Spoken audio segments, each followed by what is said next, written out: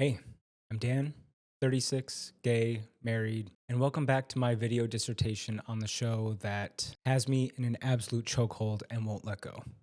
Heated Rivalry. In this series, we'll be going episode by episode through season 1 and doing a deep dive on character development, the moments that broke me, the moments that healed me, and all the incredible tiny nuances that made me fall hard for this version of queer love.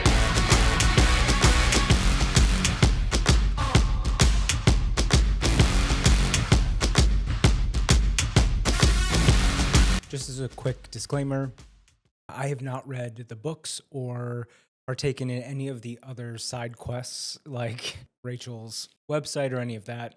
This is going to be based solely on the show itself. So if you're looking for a much more well-rounded, hear from the original day one review, good luck. I do intend on reading the books after I finish the series and diving into more of kind of the overall lore. This video will be focused on the TV show itself. With that out of the way, let's dive into episode 3. This was our first departure from the original two protagonists that we've been following thus far, Ilya and Shane.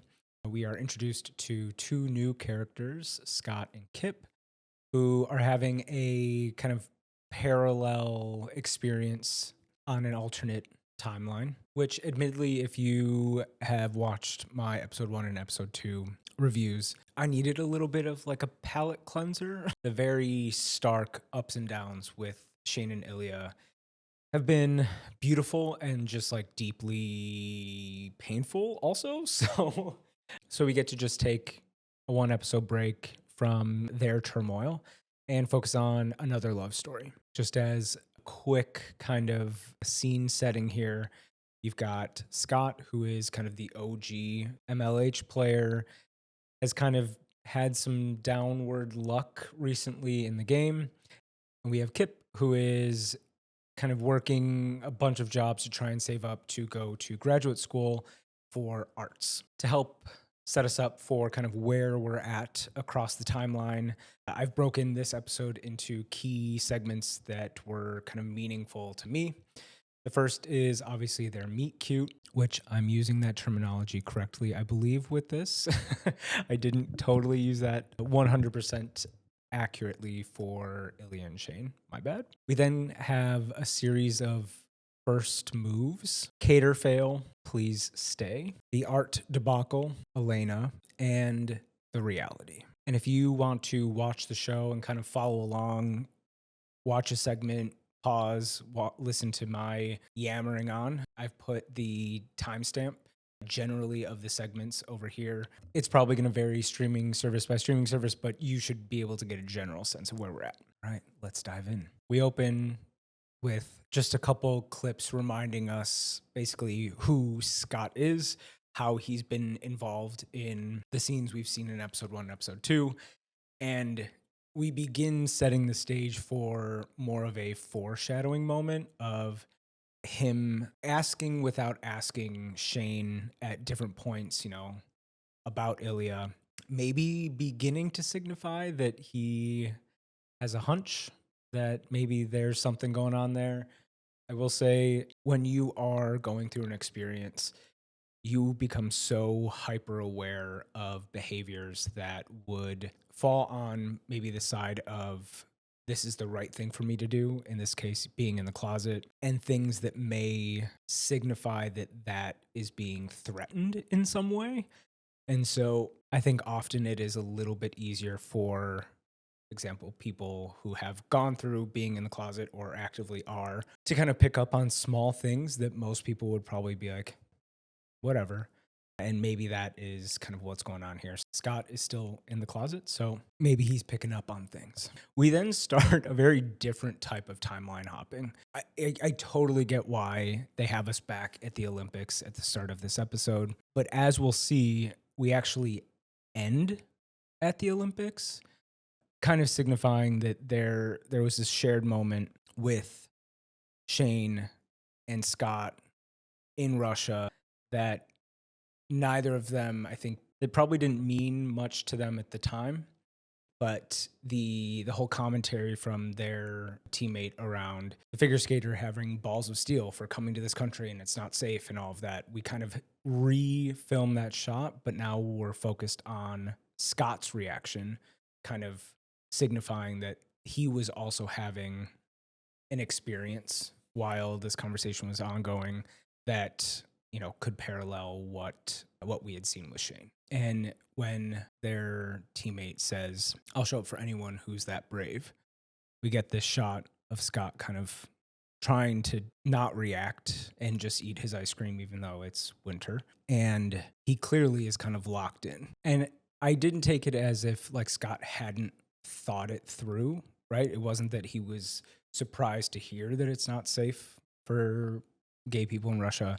I think it was more of one more reason to stay in the closet and not be out, like another confirmation that the decisions that we see unfold towards the very end of this episode were potentially the right ones. Oh, New York City. I absolutely love New York. My husband and I went there the first time a couple years ago, and in another life, we would live in the West Village, no questions asked. So from where we were at the Olympics, we're now rewinding 4 months, and that's where this storyline really starts to develop. And we get this hilarious run as he's seemingly running away from all of the chaos that he is listening to, as basically just a podcast that's talking about how bad he is this season. They bring up that, you know, he had 70 points last season. Coming into this one was like, you know, this is one we have to win. And I guess he hasn't scored any goals. There was a lot of things being said.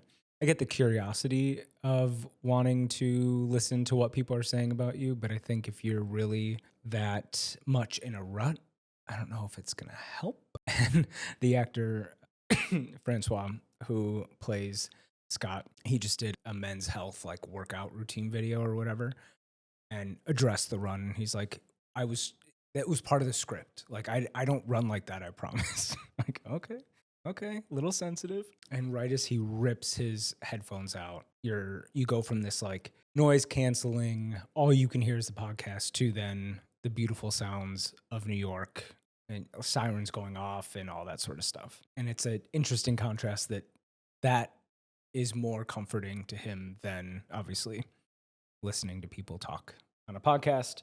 Usually it's the other way around, but it's not about how bad you are at a sport that you're supposed to be great at. And magically, his run came to an end right out in front of this smoothie shop called Strawberry. And I hadn't noticed this before, but look at the color of the building and the sign.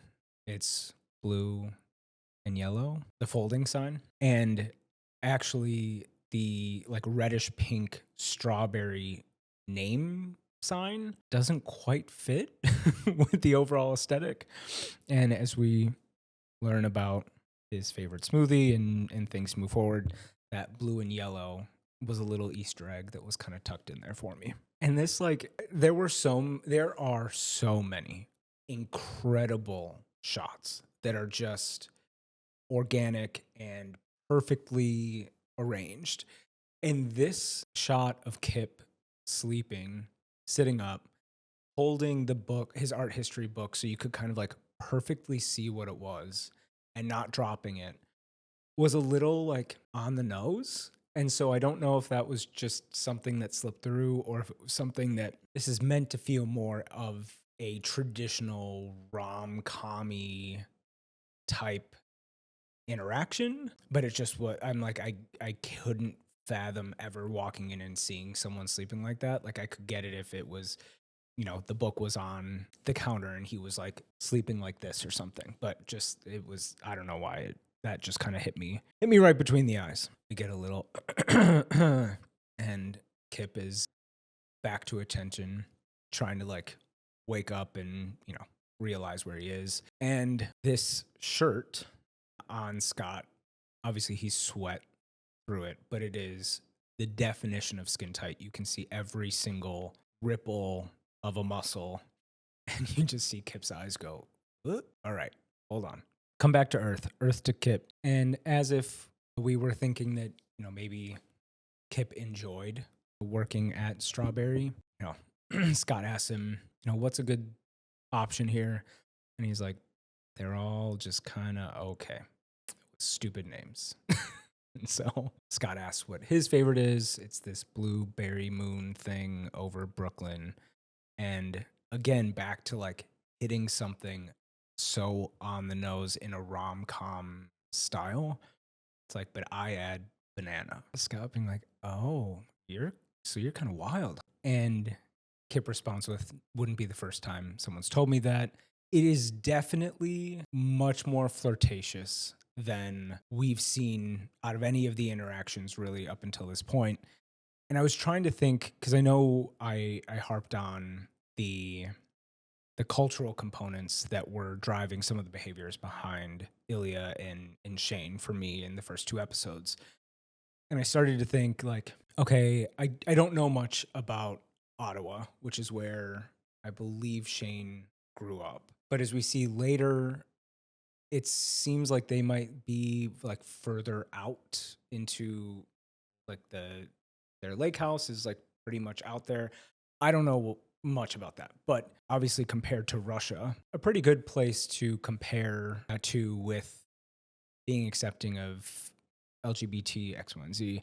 New York is a great counterpart for that, right? And so maybe it's like this level of interaction is just normal at this point. Healthy, semi-flirtatious banter with things that could be considered vaguely sexual in some way, shape, or form was just a stark contrast to what we've seen thus far through the episodes. And again, continuing that theme, Scott kind of looks down, and as he's like, I'll do that if that's okay to order off menu, looks at his name tag and calls him by his first name, Kip, or that Scott is taking an interpersonal approach to this engagement, whether that's just him being nice and we'll never see him again, or potentially something else. And of course we see him handling banana, and we get an inverse shot of what Kip did to Scott when he first realized what was happening at the counter. We get a little kind of like up down view of Scott taking a look at Kip, and Kip kind of looking back over, almost catching a shared glance there. Scott takes his first sip and says it's really good. Kip, again, hitting on this banana through line. It's like, yeah, the banana makes a big difference, I think. Feel him like recoil a little bit after saying that. Like, did I really just... Okay. All right. And as Scott pays and hands the little thing back to Kip, clearly Scott has given him a very big tip on top of obviously paying for the smoothie. Kip says that's way too much. And he just says, it's for you. It's a great smoothie. And then thanks again, Kip. It's like showing that intentionality of remembering his name as he's on the way out. And obviously, as I'm going through and rewatching these episodes, I'm being hyper vigilant of things that may be themes that I have missed as we went through. And there was a second where I'm like, ooh, is this going to be the power dynamic between them? Where it's like Scott will be able to get Kip to do what he wants because he has the money to change his life or whatever, kind of like Cinderella story stuff. And so I was just kind of like, in my notes, I'm like, $signs, question mark, like pay attention to this as we go. And then we get, I love this girl. I actually don't even remember her name in the show, but all she does is react this way every time they have an interaction. She's just sitting in the background. She's like, girl. I mean, what a gig. What a gig. She's great. And then we have the most hockey bro sounding guy come in right as Scott's leaving, and in a backwards hat and a hoodie and whatever. He's like, was that Scott Hunter? And he's like, who the fuck is that? A hockey player. And these two just fucking cheesing. I love it. And our shift is over, and we have found our way to the local gay bar where we are watching Scott's game. And in case I was, potentially overreaching with this, like, they were flirting. Clearly, Kip thought there was enough of it there that this could be something, or could have. Kip definitely sure feels like he flirted with him. enough so that he's interested in putting on the game and watching, and everyone's perplexed. Like, why are we watching this? And when the bartender offers to turn it off, he's like, no, no, no, no, no, no, no, no, no, no, no, no, no, no, no, no, no. Maria, apologies. Maria, the one who was in there with him, was like, he said your name twice. The other friend's like, we need to set the bar higher than him saying your name. Like, that is insanity. Which, hey, self-respect. I'm all about it. And then they're kind of like making fun of him because like Kip out of his mouth actually sounded like not bad. And oh, Kip, he is just lost in the sauce. He is engrossed in this game. So much so that he doesn't hear the bartender ask if he wants another round, where we get a little hello. And breaking the curse of this season, Scott Hunter scores a goal. He's on the board. One thing that did stand out in terms of the kind of lighting in this bar, they chose to go with kind of like reddish hues, which is also the same color as the jerseys that Scott and team wear. Clocked that one. And it's just kind of like glowing on all of them. And we've got this kind of tight shot of Kip just cheesing at the TV, just kind of like glowing in red. And then to try and like snap himself out of it, Kip's like, well, but he's definitely not gay. And Maria's like, you made him blush. And then the other friend is like, then make him gay. I mean, hey, give it a shot. Going back to the on the nose rom-com-y thing, we're back at the counter at Strawberry, and we've somehow found a newspaper, which I guess, when was this? 2013? Okay, whatever. He's sitting there with a newspaper where Scott's on the cover because he finally scored some goals, and he's just sitting sitting at the desk at the counter looking at it and reading the article. And he goes, and he scored a hat trick. And Maria's like, are you telling me or asking me what that is? Because we literally watched the game last night. He is a smitten little kitten. And here comes our hockey boy. Doesn't even get all the way in the door, and he says, nice to see you again, Kip. I remembered your name. It's nice to see you again. We're flirting and not playing it cool at all. Kip's like, hey, is this you? Scott Hunter? Also clocking the blue and yellow color story from this angle. Yellow shirt, blue apron, banana and a blue ball. And the table in the back has a yellow top and a blue bottom. Maria just sitting back there. This is awesome. What an amazing role. This must have been the funnest role to film. Kip's stumbling over himself a little bit, admits to watching the game last night, says, I don't usually, but brings up that he watched the playoffs last year with his dad, foreshadowing that is a very important relationship in his life. And Kip says, yeah, I watched last night. Wow. And he does this like double lip bite and just kind of is, and Scott is just like glued onto him. And he's caught a little bit off guard. And he's like, well, when something goes right with my game, I like to repeat my habits that I did earlier that day. Cue smoothie number 2. And it's not only I try to repeat it, but I try to perfect it, which was interesting. And in this context, is that him like perfecting the interaction with Kip? And then we get Scott asking for another smoothie, please. Kip's like, great. Anything different? Maybe leaning into like, okay, you mentioned this like perfection thing. Should I add, whatever it is, more blueberries, more whatever? And Scott very confidently says, nope, nothing at all. Indicating that at least this component of his routine the other day was perfect. Again, we get a big tip on top of the charge for the smoothie. Kip again is like, you can't keep doing this. And Scott's like, nope, I really can. And we get our first next moment, or next time moment.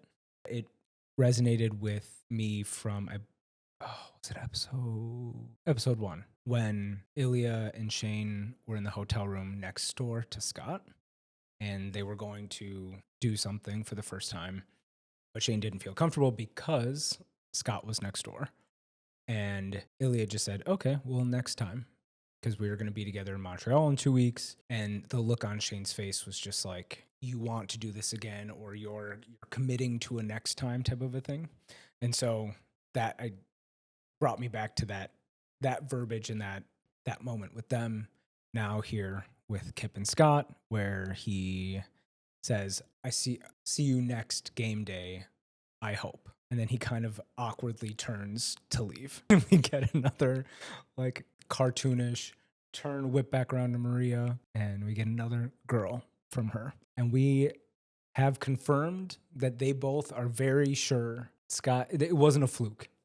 Scott do be interested in our Kippy. And he just goes into this like, again, rom-com-y stance over the counter and just like melts down and like can't even believe it. He's just, heart emojis all over the place. Move back to the local bar, and we are introduced to literally my favorite character in the show, Elena. She reminds me so much of my best friend Hillary, especially when we were younger in like med school and she was in law school. Absolute don't mess with me, don't mess with my friend, human being. And I love Elena, and I love that she is the counterpart that we get for Kip, because he needs her big time. And Kip's catching her up on everything. She then brings up, wait, but you're still coming to this fundraiser thing with me, which we will see later is a very important event for all of them. And clearly he's probably been rambling for quite some time about Scott. And he's like, can you please just listen to me? Stop changing the topic. And Elena, remote, please. She changes the channel. We get a quick glimpse of one of the commercials that Shane is in, reminding us that we are in the same universe still, just on a different path. And the game comes on, and just kind of mocking him. She's like, what? I'm just putting on the game. This is a sports bar, no? And really the overall theme of these first almost 10 minutes is like, am I being cuckoo nuts? Right? Like, I saw that we had the first interaction. That was that. We then had this second interaction. I think he's flirting with me, but of course, it's like, this is a professional athlete who is not publicly out. And for him to be so openly flirting, it's like it's almost like he, for multiple reasons, I think, is in disbelief that this could be something. And he's like, am I crazy? And the first time potentially being a fluke, second time being more of that confirmation state, reminded me of the water bottle passing back and forth with Shane and Ilya in the gym in the first episode, where, hey, maybe him passing me the water bottle the first time, that little like hand caress was on accident, but intentionally doing it a second time. Maybe this is a parallel to that as well. But we've got Kip spiraling. He's like, am I crazy? And she asks, well, what does Maria think? And Maria agrees with him that yes, he is in fact flirting. And she's like, well, Maria's smarter than you. So, and probably this idiot referencing to Scott. And we get a close-up shot of Scott kind of skating on the ice. And even Elena's like, Jesus, he is. Mm-mm. And then she goes into execution mode. This is the first time that we see her doing this, but this is the role that she needs to play in dear Kip's life is, okay, cool. So when's his next home game? So you can make sure that you're on the schedule. Like, if we're going to do this, let's do that. And Kip's just, I don't schedule my shifts. I just pick up as many as I can, blah, blah, blah. And Elena whips out her phone, does a quick Google search. They play it at home on Saturday. So come on. And Kip's like, I'm not scheduled. And almost in a sigh of defeat, he like flips his phone down, and she's like, fix it. What? You can't just be defeated here, bro. Like, if you want to see if this is something, and this is supposed to be his routine, and he likes to come in and like get on the schedule.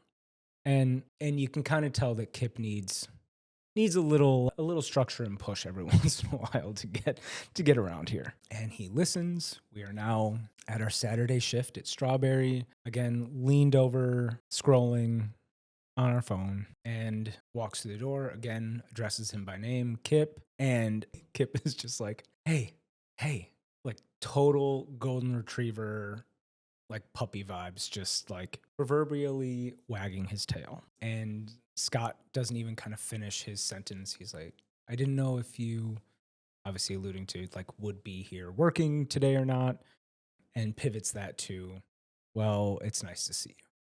Again, we're flirting. And he makes his order, again, emphasizing the banana component. And the look on his face when Kip goes to make the smoothie, it's almost like he's looking at him like, I really, really want this kid, and trying to like fight it back and not make whatever the next move would be. And this is where we really start putting things into high gear. He again goes to try and pay. I don't know if this is real or not, but Kip says, hey, corporate has heard that you've come in. It's on the house. And no, you can't tip me. And instead of him kind of not running off, but heading out, he asks if he can sit in the store and have a smoothie today, which of course there's no one in there. So Kip's like, yeah, of course. And he's like two super awkward glances back. We then also get a quick glimpse of Kip's bank account balance, which is $188. So probably that tip would have been helpful. But again, going back to the potential for there to be a power dynamic focused around money, I don't know if actually corporate had heard that he had come in, or if Kip was like, it's on the house, aka it's on me, or I'm just, I don't know, just not going to charge you, to try and shift that dynamic a bit. And then we see, obviously, the next screen is his art history application that he is trying to put in for graduate school. Clearly, the combination of those two screens are stressing him out because it costs a lot of money to even just apply for a lot of these programs. I mean, I spent thousands of dollars on med school applications. And then also, if you get in, then how do you pay for it? Like, there's obviously loans and things like that. But we see as we continue on that there's a bit of a Hail Mary that he's hoping will work out, and that he won't have to keep doing these side gigs just to try and save up enough cash to apply and ultimately go to grad school. I'm like amazed that this Strawberry place is even in business, because other than that one hockey bro that came in, it is dead silent. And he is in, I think they're trying to also show that maybe Scott's been there for a minute, but now Kip's like cleaning up the counter and just trying to like find shit to do. And Kip tries to just spin up some conversation, right? He's got this guy who he thinks is flirting with him sitting in the store for what seems like a good amount of time. And he asks him, aren't you afraid of breaking your routine? Like, this is clearly new. You're usually off and on to the next thing. And trying to back down the athlete trope of like, I must do this and this and this and nothing else. He's like, no, listen, I'm actually not that obsessive. And then he goes into this rant about serial killers and spree killers. And he's like, too lazy to be a serial killer. I took a quiz. Like, that's weird. I wouldn't say that out loud. I would keep that to yourself, maybe. Kip asks a couple questions, but that's a good foreshadowing moment for what we see about midway through this episode, where Scott references, people always tell me I'm too intense. And it's like, yeah, that's one of those things that you traditionally would just kind of keep to yourself, but okay. And then goes in to describe what a spree killer and a serial killer are. You had much more game before with the flirting. This is a little like, rightfully so. Kip asks, how do you know that? And Scott's like, I read a lot of murder books. And hey, a hockey player that can read. Gotta love it. And he talks about how serial killers make him feel less obsessive. Again, you're kind of like, ooh, what is under the hood on this one? And Kip's like, well, I've read some things about athletes. And it seems as if Scott is assuming that the thing referenced is like CTE type topics.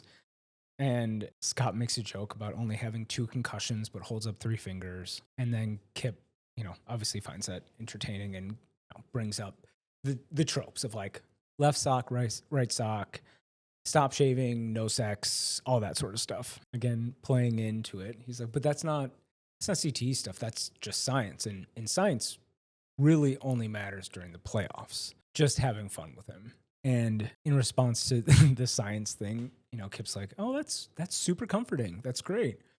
And we get Scott coming back at Kip with, "Listen, I know you're more of an arts guy, so you probably don't get the ins and outs of science," which again is like confirming I not only saw you comically sleeping when I came in the first time, but took like a mental screenshot of your art book and committed that to memory along with your name, along with X, Y, and Z. I mean, confirmed, right? And this is the moment when Kip takes that first. It's like you've opened the door for me, coming in here multiple times, blah blah blah. He's gonna take his first kind of step to be like, I'm gonna give you an indication that I'm gay and that I'm interested. And Kip's like, listen, I'm not complaining about the no shaving thing. It makes you all look like sexy lumberjacks by the end of May. And the camera moves to Scott's face, and it's right as he's taking a gulp or he's like swallowing as a reaction to the statement. And for a second, it's almost like he's turned off by that, or actually was just maybe having fun with Kip and not actually interested in him or anything like that. Kip slightly recoils a little bit, and there's a pregnant couple second pause. Scott picks up his phone, and it very much is giving thanks for the smoothie, bye, and then never to be seen again. But instead, we get the curveball of a century. He invites Kip to go to his game tonight, which there's now no way you can misinterpret his intentions, right? Like, you don't just ask the smoothie guy to come watch your game and sit in your dedicated seats. You just don't do that at all, right? It'd be one thing if like he had been coming in for a long time, and Kip was actually like a huge hockey fan and was like, I saw your game, it was so great, da, da, da, da. And like, oh, I have tickets that I'm not going to use tonight. Like, why don't you just use them? Like, it'd be nice. This very much is not that. Another callback to episode 2 is Scott says, no one's using them, so you can have them if you want. And Kip's response is, yeah, I want. And it was very similar to Shane and Ilya as part of the consent language that we got from them in Montreal. Ilya said, I think you still want. And Shane responded with, I still want, or something like that. And he's obviously like caught off guard, right? And it's like, thank you. That's crazy. And again, just like leaning in here, Scott's like super happy to do it. And it's like, okay, boys, we are moving. We're rocking and rolling. Confirmed without confirmation. He does like you. He wants you to come to his game. You're already his like smoothie boy who's like helping him win and keep his routine and all that stuff. And thank God Elena told you to get your shit together and make sure you were here for this shift. Giving Scott one more opportunity to back out. Kip asks, are you sure? And he says, I'm sure. Let's go. We cut to the game. And of course, Elena, our sidekick, is with Kip. And she's like, these are really good seats. He's like, yeah, they're his. Like, he's the captain of the team. You think he's going to have nosebleeds? And Elena's like, kind of a weird first date. You're with a girl and he's at work, but, always to be the one that's a little bit more cautious and not state something as a fact, or even still like really willing to believe, even though he feels it, to like really let himself believe that this is happening. He's like, shut up. And we get Scott skating by the seats and kind of like giving a little head nod, which Elena immediately clocks. And then he circles back around, being a little bit more, hey, kind of waves his hand. And Kip is like, oh my, oh, what do I do? And she's like, wave back. And he clearly was acknowledging him from the crowd. And the most important scene of episode 5 is fairly reminiscent of it. And this, I think that when we officially see like the wave back and forth, this is where Elena's like, oh, this is real. This is like, I was playing along and I'm here and it's fun. And, I believe you and Maria have seen what you've seen. Okay. And she's just smiling ear to ear, chomping on popcorn. She's like, this is it. This is all I've ever wanted. This is amazing. We then have Scott going on a series of away games. The first is in Boston against our good old buddy Ilya. And you hear as his team is coming off the ice, him sitting there being like, good job. I love you. I love you. I love you, which is language that we have not heard from him. Obviously, this is in the context of his teammates and whatever, but an interesting choice. And we have a shot of Scott, fairly defeated, just kind of like knocking his team in. And Ilya from across the ice yells, too bad you can't play at home every night, right? Well, it's not, at least in Scott's mind, it's not the home field advantage. It is the routine, the latest addition being Kip and his smoothies.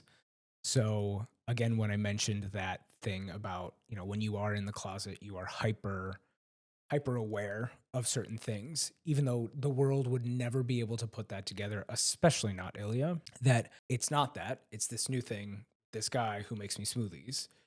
You can see he kind of like reacts to that. And he says, go fuck yourself. And Rosenhoff is like, it would be more fun if you were there. Just kind of the perfect, like, over the top comment that, as if he wasn't already thinking about Kip, which I'm sure he was, then this like joke about, oh, well, maybe we could together, just kind of like double clicks on that one. And in a real stroke of luck, he then is in Montreal the next day playing Shane and team.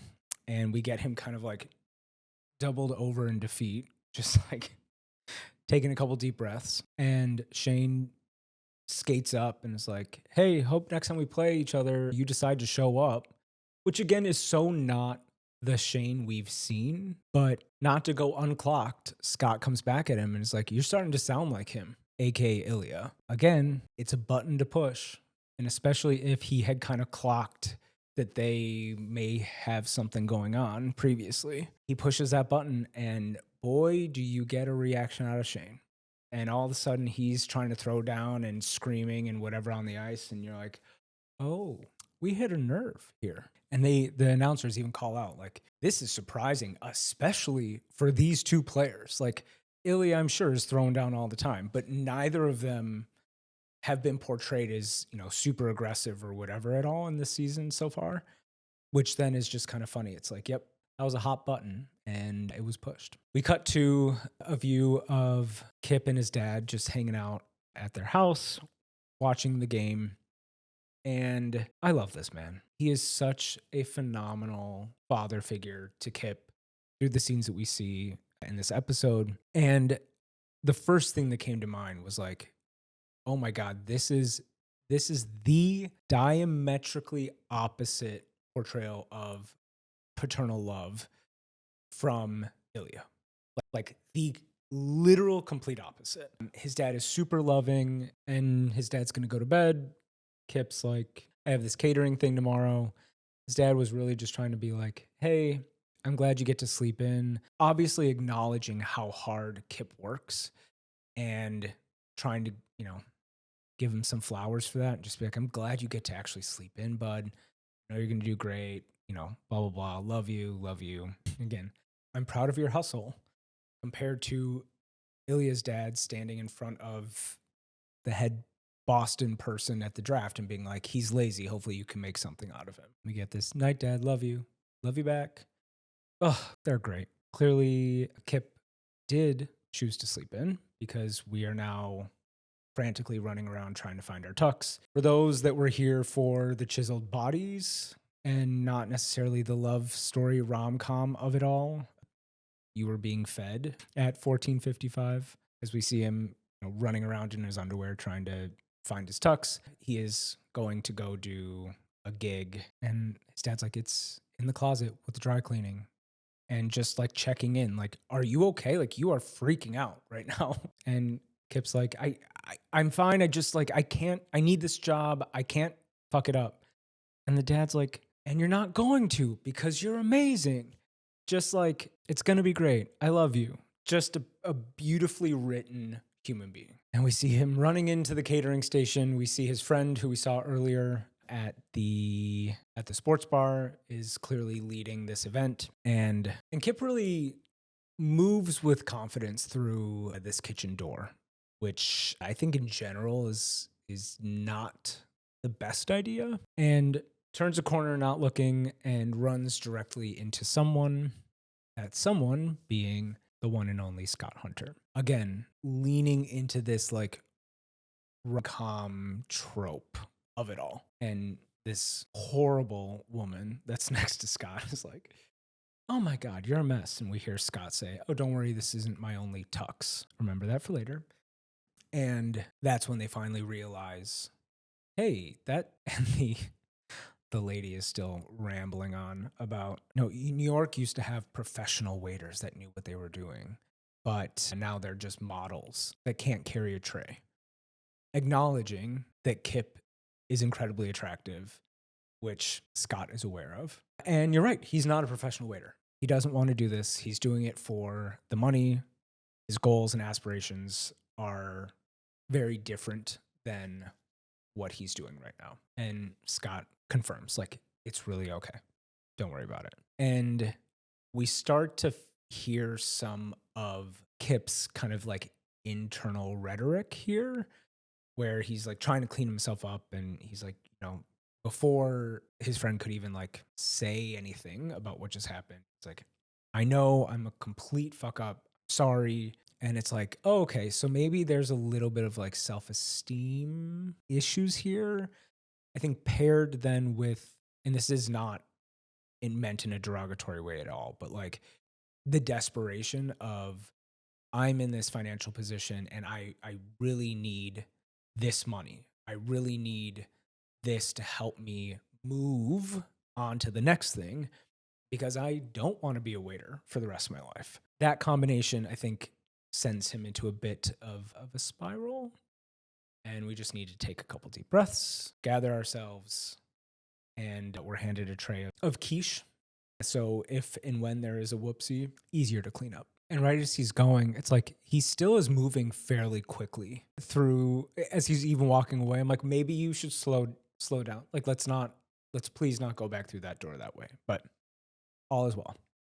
We get a shot then of Kip up at the bar ordering 2 more drinks for some customer he's going to go bring them to. And Kip and Scott lock eyes from across the room. We get a wink. Again, a little callback to the gym scene in episode 1. But it's in this setting that I didn't fully appreciate until we get to the very end of this episode, that I think it's easy to assume like, oh, well, this is the type of thing that a pro athlete would go to. But we see moving forward, it's not just his role in hockey, but really his place in the societal world of New York that kind of highlights why he's in this room with all of the, kind of stucco paintings on the walls and all of that. We then have Scott kind of like waiting in the wings to intercept Kip, and immediately Kip jumps into apologizing. Scott's like,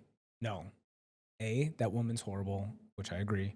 B, it's my fault. I was the one standing in front of the door, again, trying to absorb the blame because he can obviously tell how much it is bothering Kip. And Scott's like, hey, full disclosure, I hate this food. And we get the response, hey, well, full disclosure, I hate serving it, inadvertently sending the message that it's like, this isn't, the ways in which we've interacted thus far are not representative of the things that like I want to do in my life or that kind of keep me going or how I tick. And again, feeling the pressure of not screwing up this job. It's like, okay, sorry, I have to. And Scott just stops him and is like, do you like Mexican food? And again, another callback to earlier conversations, showing that they are paying attention to one another and, trying to build this interpersonal connection. Kip's like, yeah, of course, I'm not a serial killer or even a spree killer. And Scott asks Kip if he would go grab a bite with him. Kind of like caught off guard, maybe in a good way, is like, tonight? And still not quite putting it all together. He's like, with you? And Scott's like, yeah. And before the A is out of his mouth, Kip's like, yeah. And again, showing, maybe highlighting the difference between how maybe somebody in Scott's position would treat someone in Kip's position. Kip clearly is asking, like, you don't mind waiting until I'm done? Like, I'm obviously, once you all leave, there's cleanup and a bunch of stuff that I'm sure they have to do. And Scott's like, doesn't even just give him a yes. He's like, not even a little, like leaving no room for there to be a question about whether he's interested in grabbing dinner with him or not. And although he said not even a little with so much confidence, we then get this contrasting image of him waiting in an alleyway that's dark. He's kind of like panicked, clearly has already faked that he had left the event because the event would have ended before his shift ended, X, Y, and Z.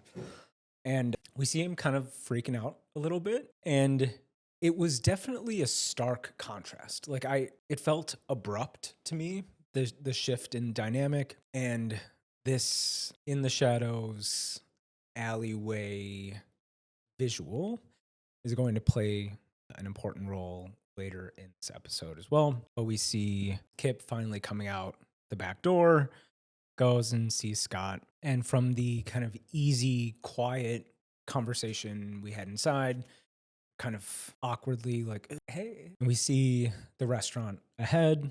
There's a line, even though it seems that it's quite late here. And Kip remarks about there being such a long line, right? Obviously, this is the end of the night. Everyone's hungry, just want to grab some food.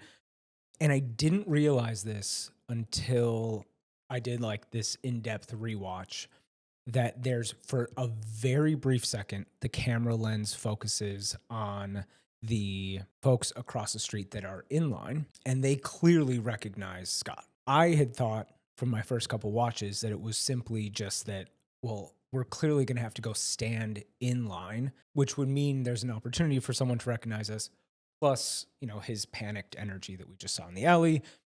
But we have confirmation that he has been spotted.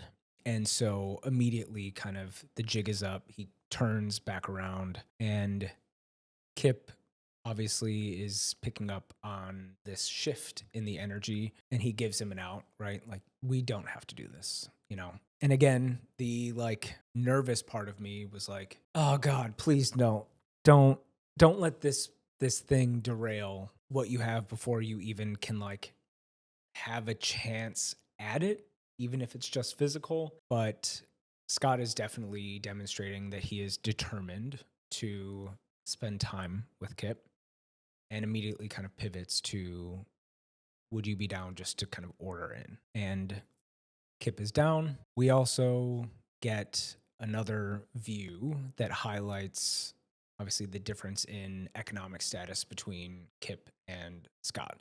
You see Scott's apartment, which is, in theory in Manhattan and gorgeous and something that Kip has never experienced before. And we get this soundtrack underneath this moment where it's like, again, like a heartbeat that is pumping and pumping faster than the average heart rate would be, potentially indicating his excitement, potentially also referencing Scott's excitement, anxiety. And later in the episode, we learn that this is the first person that Scott has ever brought back to his place before, and that you could look at it if you took out kind of the monetary component of it, in that this is the first time he's ever letting someone in this close. He's ever letting someone inside this space of him, and having Kip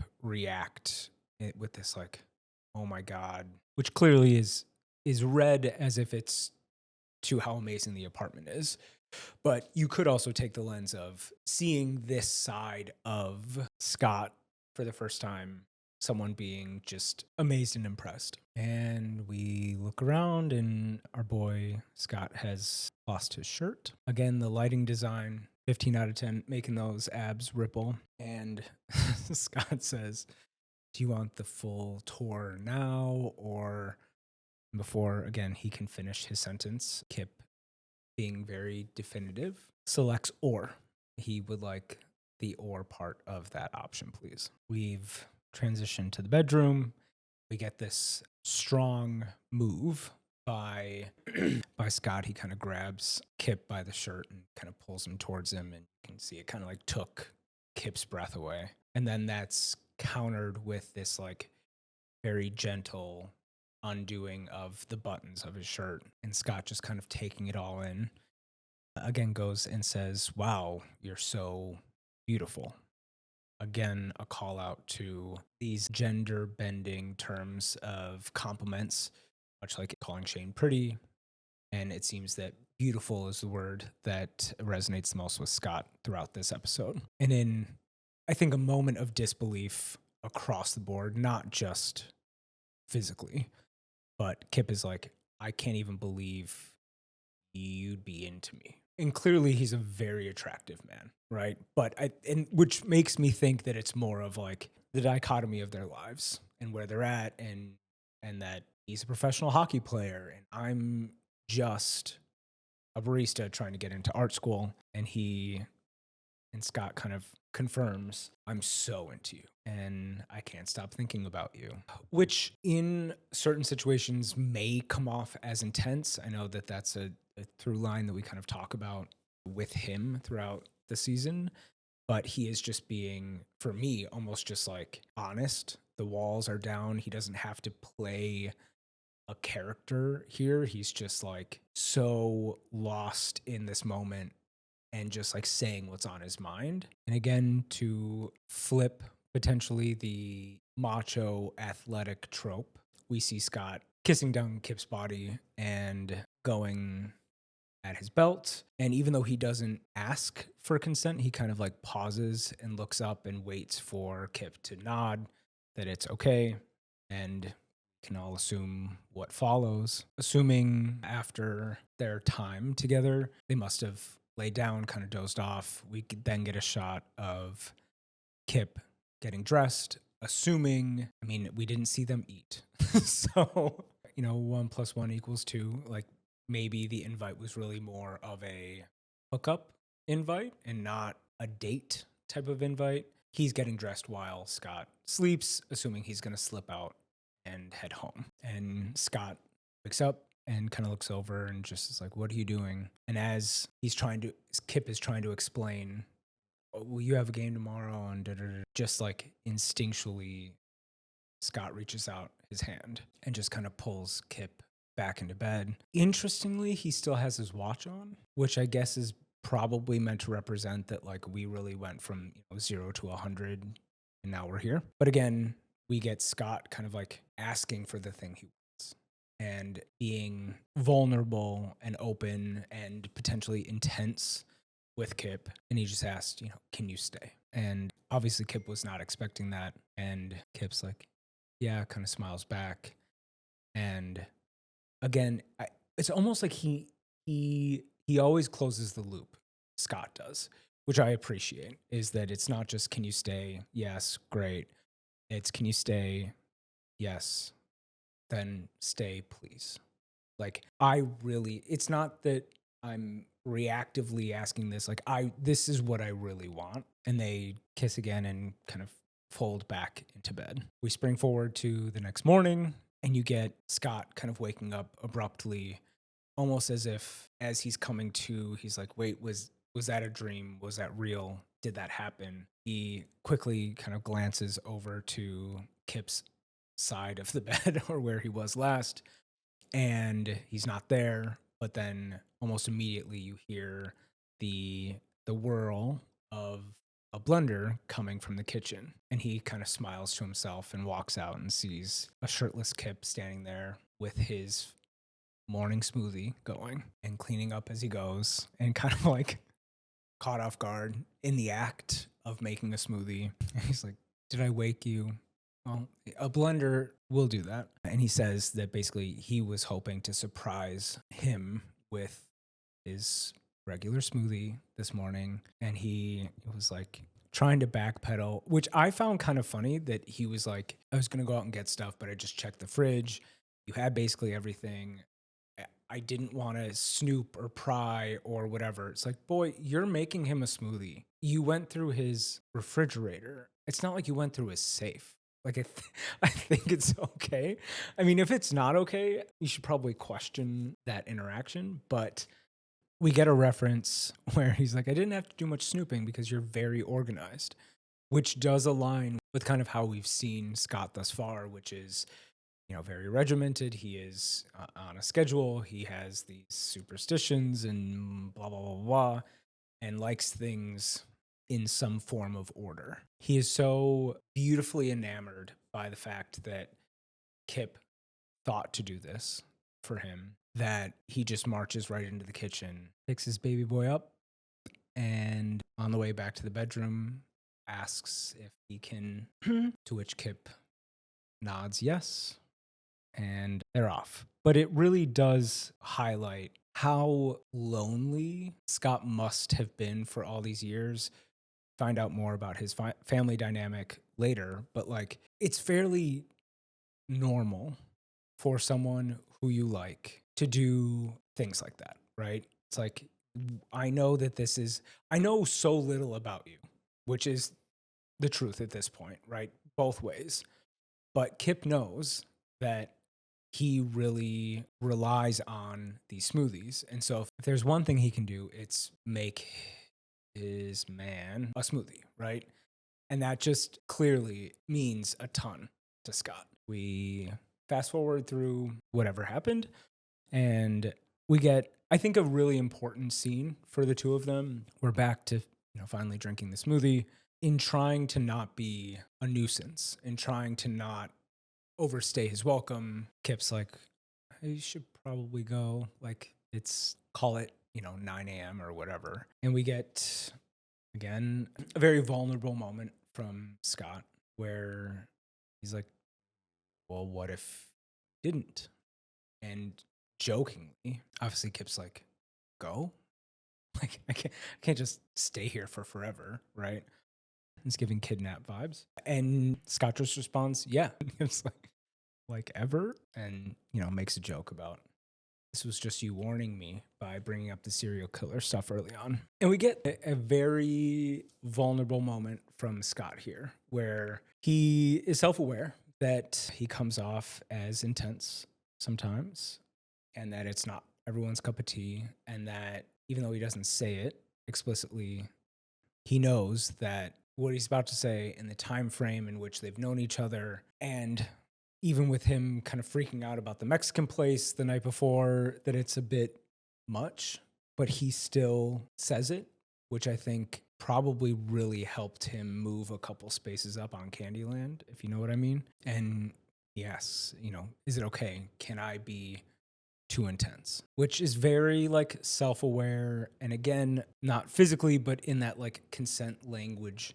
circle. He tells Kip, "I never do this. I've never done this. I've never brought anyone back here before," which, based on kind of Kip's automatic responses to trying to leave last night, thinking he should get out of his hair this morning, definitely could be like a gold star. It could also give, "Are you just saying that to blah, blah, blah?"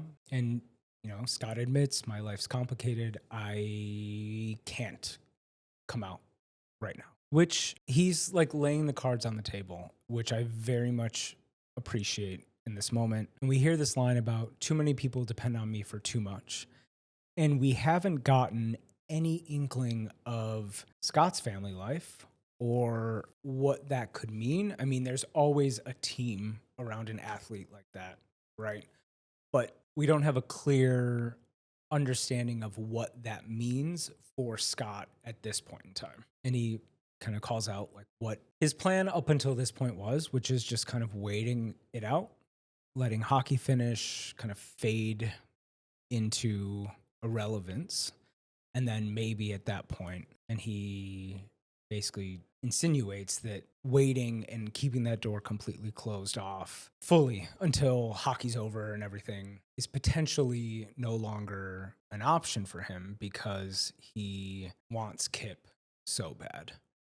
And I think that the choice of I want you so bad is interesting because admittedly they have little to no history at this point, right? As I mentioned, there's no way that they know a lot or much at all about one another.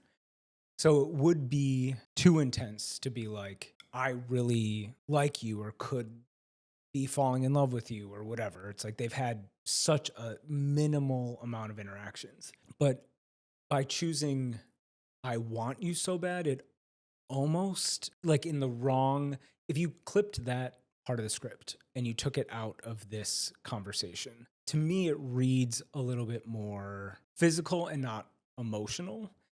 But sandwiched in here, I think it's kind of the perfect insert where it's like, while I said I'm too intense, I'm not love bombing you. I'm just stating the reality of what I'm experiencing right now to you. And I appreciate that. And he admits that, like, I know you barely know me. And at this point, Kip's face is, I don't know if he's waiting for the shoe to drop or if he's just trying to like navigate the words that are like flying at him. But he doesn't look relaxed, I guess, would be the way I could point it out. And we get Scott mimicking some of the behavior that we saw from Kip last night, where in the face of a potential firing, Kip is like, I'm such a fuck up. Please, I need this money. Whatever. And almost in the inverse way, we now have Scott realizing that there's a good chance that by finishing this sentence or this series of thoughts, he may push Kip away. But he's like, I understand what I'm asking is fucked up. And I'm fucked up. I get it. You know, this sort of like negative self-talk. And is very open, is like, I'm not pretending that I'm not messed up. Like I am trying so hard to be my authentic self with you that it hurts, essentially. And he's like, I really, really like you and I want you to stay. And then he says, you know, so I'm asking for what I want. And I think for him, that's really important. On the opposite side of that, though, if I was Kip receiving this conversation, so I'm asking for what I want, even though the rest of it was very positive, complimentary of Kip, there is a little tinge of it that's like, manipulative isn't the right word. There's just something about, so I'm asking for what I want, that if I was writing it and I wanted to soften it, maybe I would have used, you know, I really, really like you. And so I am making this request of you or something like that. And it's like, I want you to be here when I get back from practice later. And I want you to be here when I come home from my game tonight, which then is like super sweet. So he's kind of ebbing and flowing between like softened, sentimental with intense, but not like negatively intense. And follows that up with, I want you more than I've wanted anything in a long time. Wraps it up with, is that too much? It's like the word vomits out. It's there. Did I scare you? And Kip is clearly just like digesting. And I don't know if he feels for Scott in that moment.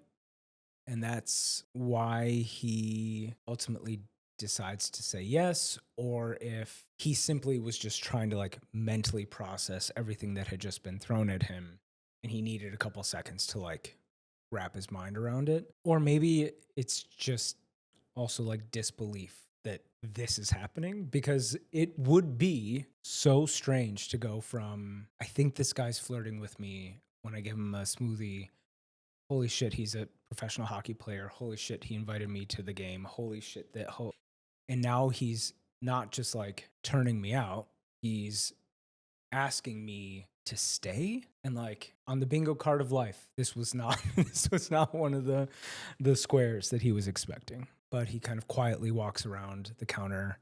You can tell Scott is bracing for a letdown, a confirmation that yes, once again, I was too intense and maybe I shouldn't have stuck my neck out and done these things. And Kip saves the day and says, I think I'd love to get back. And you can just feel like the exhale from Scott, knowing that he shot his shot and didn't get shot down, which is a big thing, especially in his position and as your first real try at this. We cut to the scene after practice.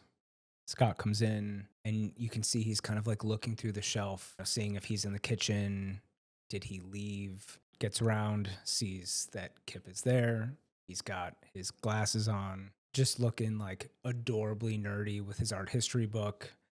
Clearly, him and Ilya have a thing for boys and glasses, but it doesn't take long before Scott basically jumps him on the couch. And then we jump to Kip kind of pacing the apartment, watching Scott's game on the phone with his dad. And in an interesting call out, he's talking to his dad about where he sent in his applications for grad school. And he's like, yep, even BU. Yes, I know we hate Boston. Oh, interesting call out to Ilya and where he plays, which I know New York and Boston already kind of have a thing, but given the show's context, worth noting. And he's lying to his dad about being at Elena's and obviously not at Scott's because that would be insane. And, he's making excuses, right? It's an hour less of a commute to get to work tomorrow. It's just easier, blah, blah, blah, blah, blah. And we start what ultimately really becomes a problem for Kip down the road here in this lying to his dad. And even while on the phone, he is so invested in this game and cheering his man on. And clearly, the line of questioning coming from Papa shows he does not believe Kip that he's with Elena. And they're back all over each other after the game. And we cut to the return of the friend that has been locked in his man's apartment for a few days. And we're back at the sports bar. And we get overworked, like you have two wicked stepsisters. And then all of a sudden you have a man and you're whisked away. Again, back to the lying piece. It's like, I don't have a man. Stop it. And it's clearly not a secret, right? Like you've now talked to all of them about this guy flirting with you. You disappear for a couple days. It's like 1 + 1 = 2, dude. We know what you're doing. And they even mention, make sure we keep his boyfriend on TV. And Kip's like, no, oh my God, he's just a customer. It's like, come on.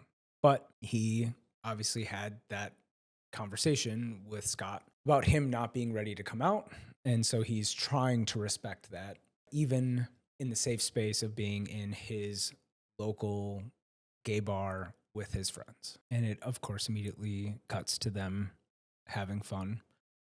They're both just like grinning ear to ear. We've got upbeat tempo music. Like all signs are indicating to this is working out really well so far. And Scott then walks into Strawberry and Maria's at the front counter. And he's just like, doesn't even hide it. He's like, oh.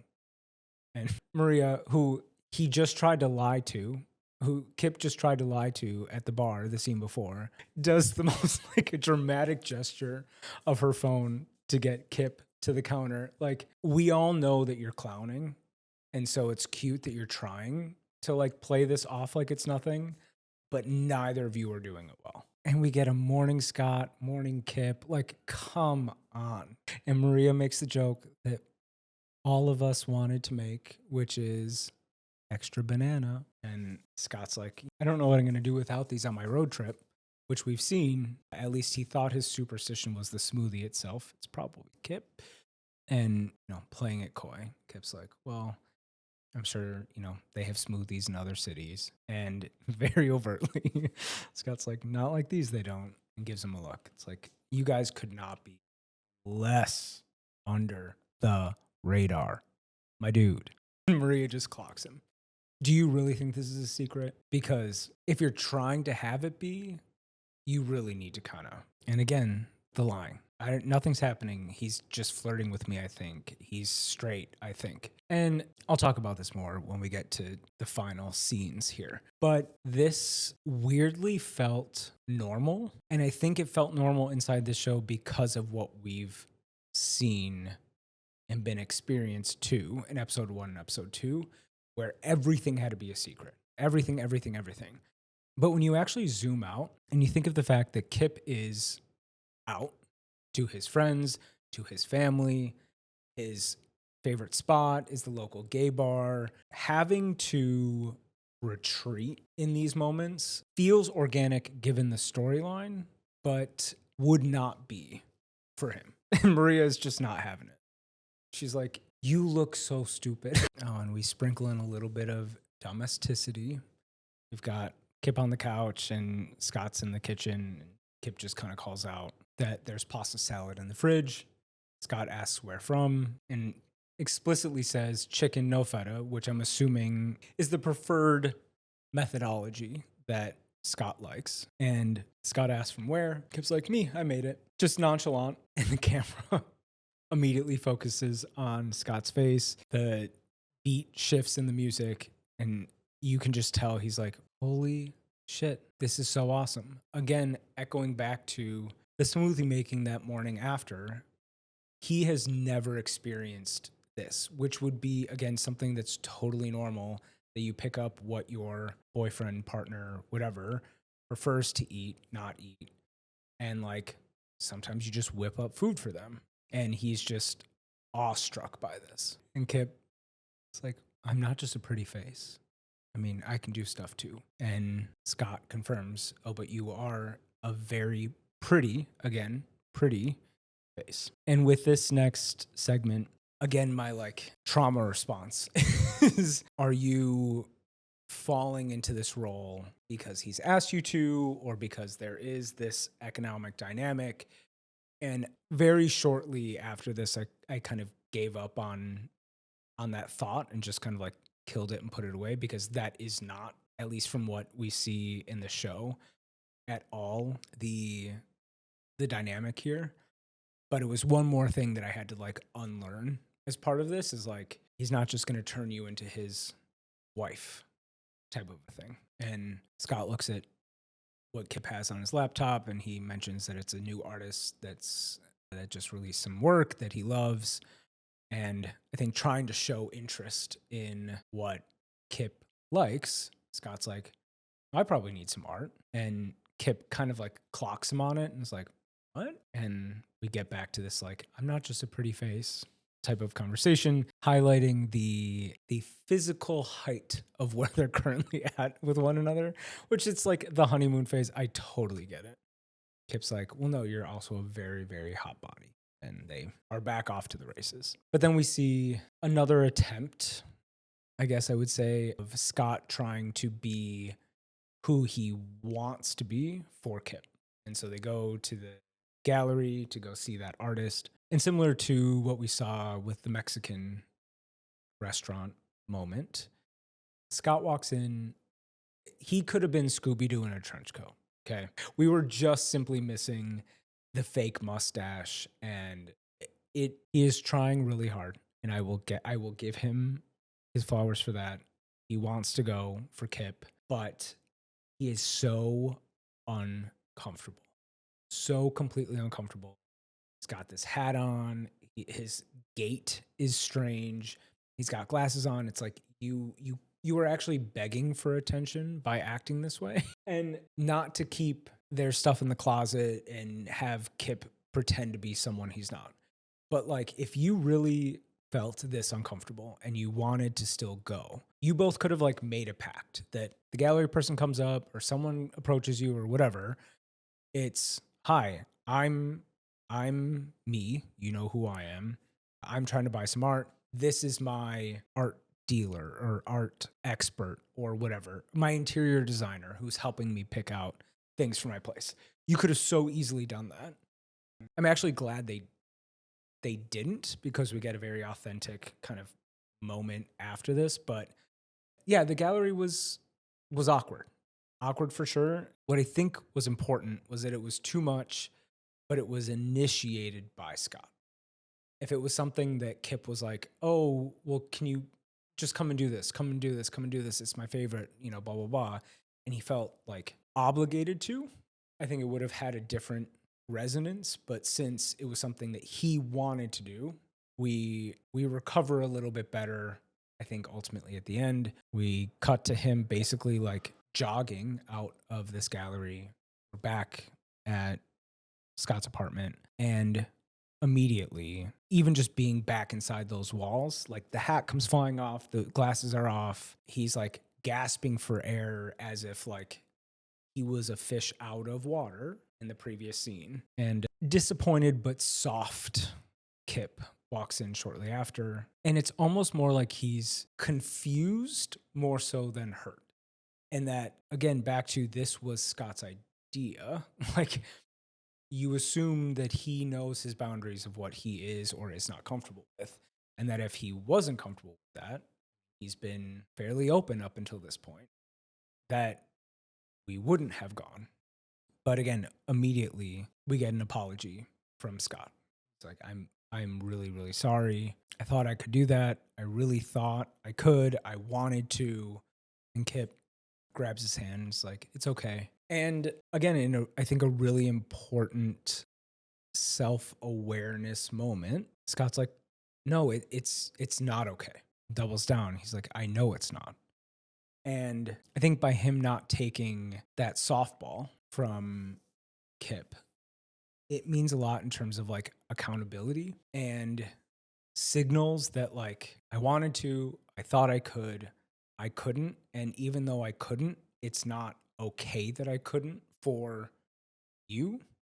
It's not for him, it's for Kip, right? And you just see Kip hug him and he kind of like collapses onto his shoulder. And it's this sort of theme of like, in this situation, Kip is the trailblazer. He is the one that can do this more easily and whatever, because he's already gotten through the process of coming out. And you recognize the fears, even though they're not the exact same between the two of them. You do recognize that. And I've been with people when we were both in the closet. One of us was in the closet. One of us is in the process of crawling out of the closet. And in no way, shape, or form is it easy, especially as the person who is already out. But it is so, I mean, hindsight's 2020, right? So you're looking at this person freaking out over something like going to an art gallery. Granted, I've never been famous and I've never been with anyone famous. But if we use that just as an example, right? You look at them and you think like, I know this is so scary to you, but the gap is this big. It's not this big. So you can jump. Actually, you don't even have to jump. You can just step over this. But everyone has to get there in their own time, at their own speed, with all the things that they're comfortable with. Because actually, if you accelerate that on their behalf and then something, they were to trip or something was to happen, that's like potentially life altering and sending them like deep back in the closet, scared to ever try again. And so Kip here is really, while still protecting himself in a way, trying to meet and comfort Scott in a way that ensures he doesn't retreat. And then we get this like ambient song playing, and it almost felt like ominous as he was dropping, I'm assuming, an application into the mailbox. And if you pause it at like 30:39, my brain started filling in the next couple minutes of like, it's not going to work. It's not going to work. He's going to get into a school in Boston, BU, whatever, somewhere else. And it's just going to be something that they met at the wrong times in life. And it could have really been something, but it's not going to work out. But then we get the turnaround and he sees the socks at the bodega. And it's clear he still really cares about Scott and wants to find a way to make it work. We're back at the apartment. Scott's packing, and he brings up that, I think I'm cursed on the road. They're killing me. I can't do anything. And jokingly, Scott's like, would you be jealous if I got my smoothies from some other guy? From the other room, we hear Kip say, maybe, probably.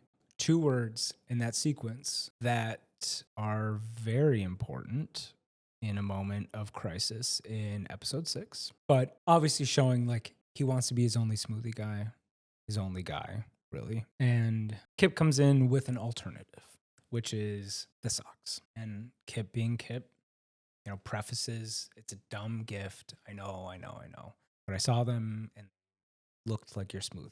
So, and again, it's not this like big show of affection or or I'm going to fly to each city to be with you to make your smoothies or whatever. It's just that like super simple, thoughtful thing, which clearly is Scott's love language. And he just jumps on him and is clearly so grateful for the thought. We get another question about can I you, and we're at the game. Banana socks are on, and he goes to take a picture of them to send to Kip. And we're back at the sports bar. Again, we've got this kind of red lighting. We're watching the game, and you hear the announcer say, can we say it out loud? Is the curse broken? And clearly the socks seem to have helped. And now it's time for Elena. As high of a high as we've been riding on, she's going to help highlight some important things for Kip here. So she turns off the game. And up until this point, Kip has continued to not admit and or lie that there's something going on between him and Scott. And Elena's not playing anymore. Game's off. He asks what? And she's like, say it out loud. And he tries to play it off, and she just gives him a look like, bitch, you know what the fuck I'm talking about. Not letting him off with little things. It's like, it's not as, no, it's what? I'm going to need you to, again, say the words out loud. And he kind of retracts, of course, trying to honor the promise of protecting Scott's secrets. And Elena's like, all right, well, here's the facts that I've gathered on my side. You're in love with him. He tries to say no. She's like, I know you. Yes, you are. And his face kind of melts. And then she asks, have you at least told your dad? And you can tell that that hit him. And that clearly from what we've seen, him and his dad have a super great relationship, super open. And that this is insinuating that if there was anyone he would have potentially confided in about this, that it would be his dad, which I think is a very interesting choice, right? I would, if I was to write, again, a vanilla script, you would trust someone like Elena or Maria with that information first, right? But clearly, the disappointment on both of their faces and the sadness in Elena's face here clearly indicates that it's super abnormal that he hasn't told his dad. And that, again, if there was one person, that she would have expected it to have been him. And she asked for how long? A little over 2 months. And this is where she really sees and understands the pain he's putting himself through for this. He's not crying or ranting and raving or whatever, but she knows him well enough to know that the distance from his dad, the secrecy, all these things would eat him up inside. And again, an out man who has fallen in love with a not out person that is famous freaks out and is like, you can't tell anyone. You can't tell anyone. If anyone finds out, da da da da. And she's like, finds out if it's Scott? Like, no shit. And it's like, you're my friend. Obviously, I'm not going to tell anyone. And he tries to justify it to her. And he can't come out right now, but this is amazing. Like, he's amazing. I have literally never been happier. And he sure doesn't look very happy, which she doesn't buy, right? And being the action-oriented one here, she's like, what's the plan, babe? You can't keep doing this. this can't be the existence. And he doesn't have one. And the reason he doesn't have one is because this isn't on his timetables. This isn't in his control, at least from a relationship standpoint. Obviously, he has the option to leave, but if, which clearly he does, want to keep Scott in the picture, he is at the mercy of his storm. And Elena asks, almost to kind of drive things home, what do you think your dad thinks if you've been gone for 2 months? And Kip just says, that I'm probably effing some married guy, probably. And you can tell his disappointment in even saying that out loud, that like he obviously respects his dad's opinion of him and that he's not doing that. And that actually, if he could probably tell his dad would be over the moon, right? He's a hockey fan. He loves New York. Like it actually would probably be a real positive, and that instead it's reduced to this like thing that I shouldn't be doing, that I'm creeping around in the shadows with someone who's married and things like that. And he just asks like, can you please just be happy for me? She doesn't answer the question, but he doesn't look happy. He doesn't. He looks defeated, and I'm sure the moments that he has with Scott where they're together in the apartment and blah, blah, blah are amazing, and that he's thoroughly enjoying experiencing that human being that is in their safe space. But you can tell he's suffocating a little bit here. And we pivot to talking about the fundraiser tomorrow night. Kip's like, I promise I'm going to be super well behaved. She's like, I don't care as long as you look hot. That's all I need. And he brings up that Scott's also going to be there. Before he can really get that sentence out, Elena's like, oh, I know. Oh, I know. And he better be ready for me.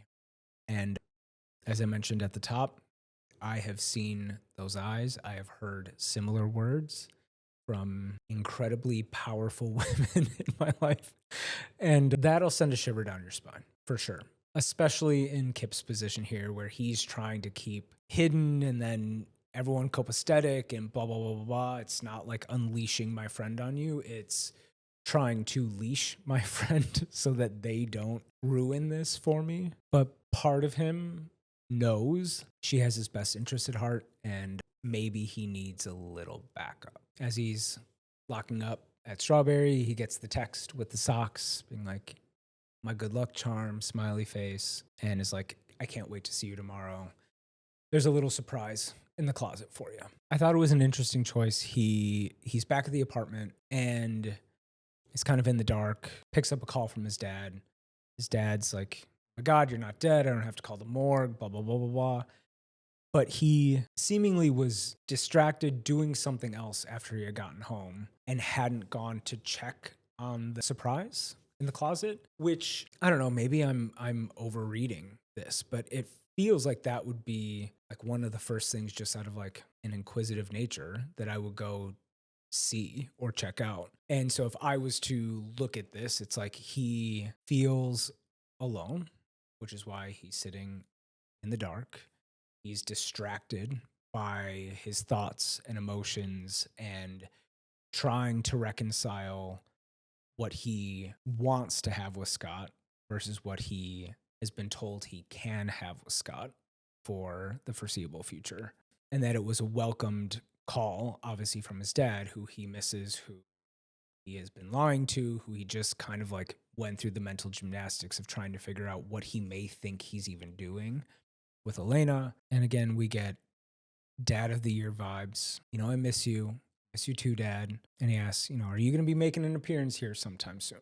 And he promises to come for dinner at some point this week, which obviously such a stark contrast from where we saw them early on in this episode, where they, kind of were ending their day watching the game together.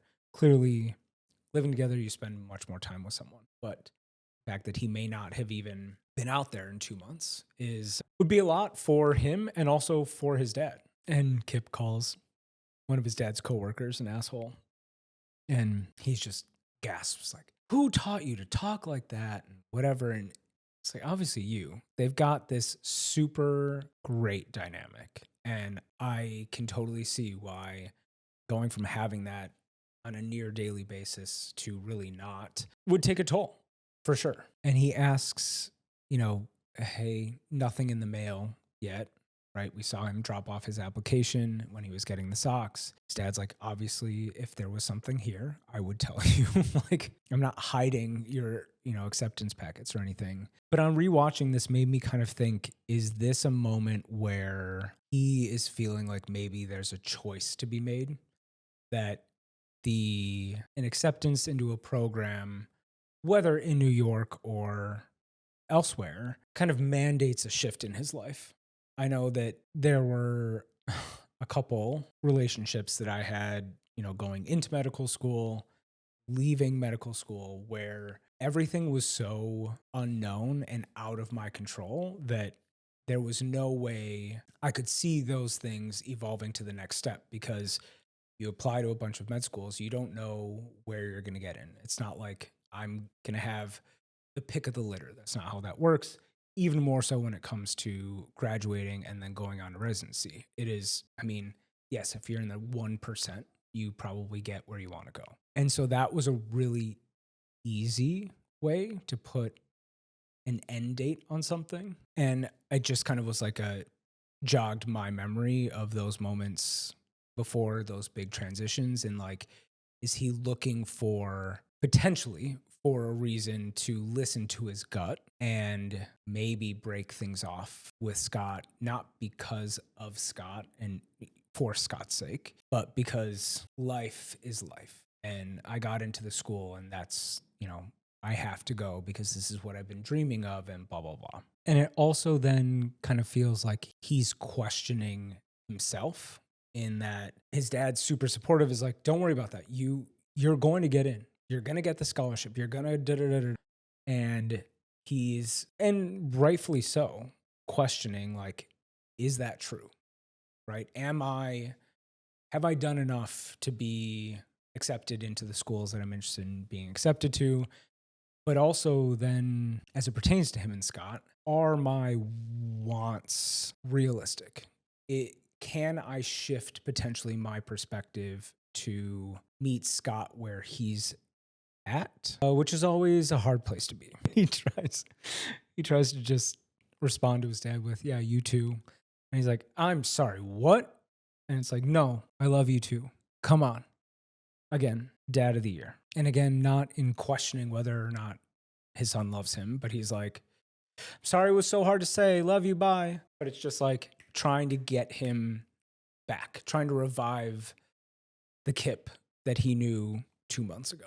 It's only now at this point, it's pitch black in the apartment when he goes to actually look in the closet to see what the gift is. And to be 1,000% honest with you, I thought it was going to be an art piece from the gallery, that he went back. I guess you don't have to conquer the fear if you're alone, but like walk back in there in case they had seen you before or whatever, and pick out one of the pieces that Kip was interested in and, give it to him as a thing of like, A, I'm sorry.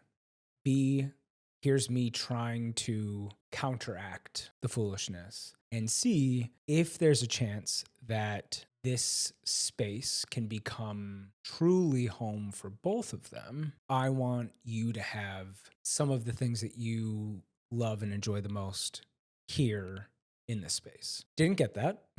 It was a tux, which again is a very nice gesture.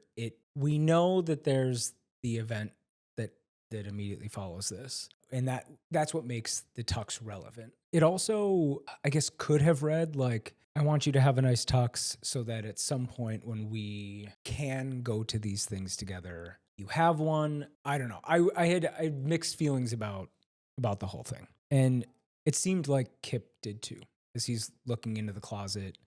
He looks uneasy, and that uneasiness carries very much over with a 3x enhancement as we go to this charity function. And he is completely uncomfortable.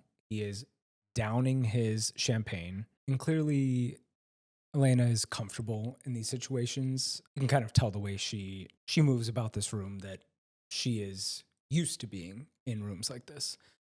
I don't know if Kip feels somewhat uncomfortable because he's on the other side of the coin, or if it really is all narrowed in on where he's at with Scott, and that he kind of senses that they're coming to a point where a decision is going to have to be. But he downs his glass of champagne, asks if he can drink hers. He's kind of spiraling. We pop over to a conversation happening in another part of the room with Scott and his teammate and some other guy. And we get the first insight into his family. And so he mentions that, your mom would be so proud. And he asks, hey, what's the shift? Did you find a nice girl? Blah, blah, blah. Immediately his teammate kind of steps in, be like, no, I think we just as a team have really found our groove. And it was such a quick response that you're like, do you have a sense that Scott is gay? And then I zoom kind of back almost to the Olympic Village where he was having that conversation with both Shane and Hunter. I doubt that he is the gay whisperer and knows about both of them, but it definitely seemed like he jumped in quick to kind of negate the girl as the thing. And maybe it's just he knows Scott and he's not someone who dates or brings people around. Or maybe he does have a sense for maybe he is. But either way, Scott kind of deflects it. It's like, oh, I see an old friend. I'm going to go. And he says, I'm just messing with you. Your parents will be so proud of you. And this is where we get our first sneak peek of oh, so it's not that they're not picture, we have past tense being used. So you can start to understand that, okay, so he doesn't have any family, seemingly, or at least parents, which then, as you layer that on with the pressure, very much so that Ilya feels, but I think Shane also felt, mainly around lying to them, and Kip feels around lying to his parents. It begs the question of, again, who are all the people that rely on you? Right? Because that was the main segment of his staying in the closet pitch, basically to Kip at the kitchen island, was like, I can't do that right now. There's way too many people that rely on me. That would be too risky. And to triple confirm that we may have hit a sensitive spot, his teammate kind of walks after him and is like, hey, are you okay? And Scott's like, yeah, I should be used to it by now. Again, starting to paint very vaguely the picture of what we'll learn more about later in this episode. And we get this weird interaction, like, Kip, right? He is stunned into silence for some reason, or just, I don't know, panicking. And Elena kind of steps in and is like, nope, this is Christopher when he's dressed up, introduces herself. And it's pretty much like Scott has already clocked the situation that Elena knows, because she is like, you're Scott, right? And he goes to pay her a compliment about her being beautiful and says, you both do. And looks over at Kip. Elena's just like, so are you going to say any words? Or would you like me to carry this very awkward thing that's happening? And her eyes just dart back and forth. Like, okay, if I go get more drinks, do you promise to speak, please? And just forces it along. Great. Okay. Another beer for you, Scott? Yes, thank you. I love her. Very strange small talk. And Scott's obviously trying to be like, hey, I'm very much looking forward to the after party. Like, why are you being so cold to me? And Scott mentions the tux and it fitting him perfectly. How he got his measurements, I won't ever know. But Kip just kind of responds with a thanks to the compliment, and then remembers oh, well, yeah, and thanks for the tux, you didn't have to. And Scott, I really think, felt that this was going to land better, or he was going to like the gesture more than he did. And he's like, no, I wanted to. And he could tell, kind of as that came out, okay, something is off. And honestly, they've had much more open conversations, and they seemingly had a great interaction before he left with the socks and everything. So, I mean, I would also be confused in Scott's shoes here. And he just kind of asks, you okay? What's going on? And he kind of Kip kind of lets out this breath. And I can tell you, I was not expecting this to be the thing that was eating him up. And he admits that, like, Elena knows. And he apologizes. And Scott's like, kind of picked up on that. Like, it's fairly obvious, but okay. Yep. It's like, it's okay. You know, again, a little nervous, is confirming, you know, she's discreet, right? And Kip's like, yeah. Again, trying to explain it. You know, she just kind of figured it out and blah, blah, blah. And that's followed with something that I think is incredibly important for Scott to hear. And it's, I guess I had to tell someone, which, as someone who is in the closet, by definition tells no one, it's important to put this mirror up and say, like, that's your lived experience and this is abnormal for me. And it, without saying it, right? It's like it's been eating me alive to not be able to tell anyone. And I had to just tell one person, like the most trustworthy person I have in my life. And Scott's like, it's okay, really. But his face, you can tell he's starting to digest that. And we get a mention of, you know, hey, we should leave early as soon as I do my speech, which there has been no mention of this being centered around Scott in any meaningful way up until this point. And this speech, we don't end up hearing until the very end, as we've already had more time pass. And little Miss Elena overheard that, comes back with the drinks and is like, well, not until you've danced with me. You're not leaving until I get my moment with you, sir, essentially. And he's like, pardon? And Elena just, I want to dance. And I'm assuming he meant Elena's a killer on the dance floor, but Kip just says, Elena's a killer. And you know what? It's giving Mr. and Mrs. Smith vibes. She very well may have a knife strapped to her thigh. So, valid. And cornered. He's like, Scott's like, how could I possibly say no? You can't. And they're off. And we get the best friend question rundown. What are your intentions with my friend? And he kind of chuckles. You know, I'm sure it's also like, you know, he's older. This is a conversation that you usually have at a younger age. But she's like, no, I'm serious. Like, he's crazy about you. And Scott gets his chance to reply. And he's like, I'm crazy about him too. Like, for real. And not to let him rest on that for a second, she's like, but he's also miserable. And you see the confusion come over his face. And she asks, well, are you miserable too? Is this a shared experience we're having here? And he, like, truly is dumbfounded. He's like, no. And why would he be?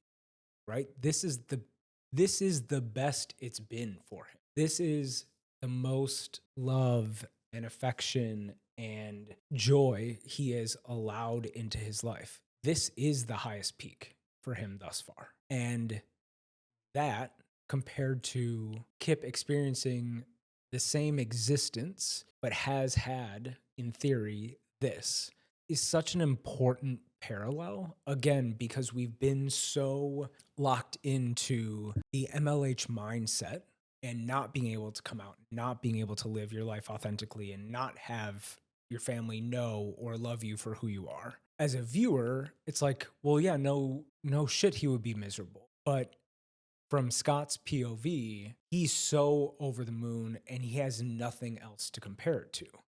And so this, like, moment of kind of shock and confusion as Elena kind of rolls into him, I thought was great. And immediately he's like, wait, what do you mean? Probably thinking that there's something smaller that he could be doing better, or the tux could have been an art piece, stupid stuff like that. But really, it's obviously much more fundamental. And she drops the bomb of, like, nobody wants to be kept a secret. And his immediate response is to be like, he's not. And she's like, no, he is. Right? Like, I'm sorry, you just had the conversation with him where it's like, I told Elena and you were a little bit panicked. Like, he is a secret. And he obviously doesn't want him to feel that way. And he kind of looks up and glances over and sees Kip standing there, and Kip kind of, like, raises his glass a little bit to him. And Elena brings his attention back, eyes on me, and Scott admits, I'm trying to do my best. I love him. This is the first time we've heard that. I don't know that he said it to Kip yet or not, but is like, the reality is I just can't do any better right now. And says, I've been honest with him, which is true. There's no games being played about, well, maybe I'll come out next season or whatever. He's been very upfront, and that is totally valid.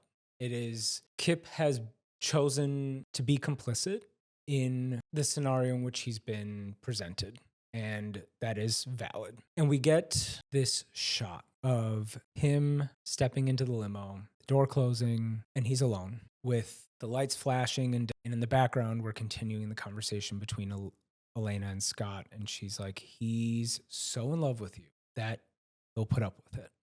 I mean, whew. Okay. It's like, but it's killing him. And we see Scott, his face morph as he's sitting in the back of the car from this like smiling to the cameras to the weight of everything he's learned tonight, thanks to Elena. And the town car pulls into a dark alley, and Kip opens the door and sits down, which, again, we're making parallels. The first time they tried to go and do Mexican together in the alley, darkness, and Elena hits us with, he deserves the best. He deserves sunshine. To be able to be out in the streets with you in the daylight, celebrating life. And just perfectly as she says that, or the room kind of erupts into applause because the dance is over. And to ensure that it didn't come off as my friend deserves more or better than you, she grabs his lapels and kind of leans in, and she's like, and so do you.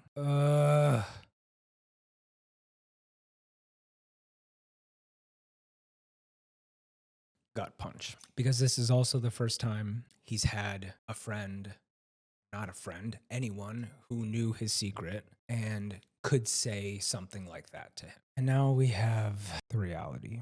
We're sitting at the island.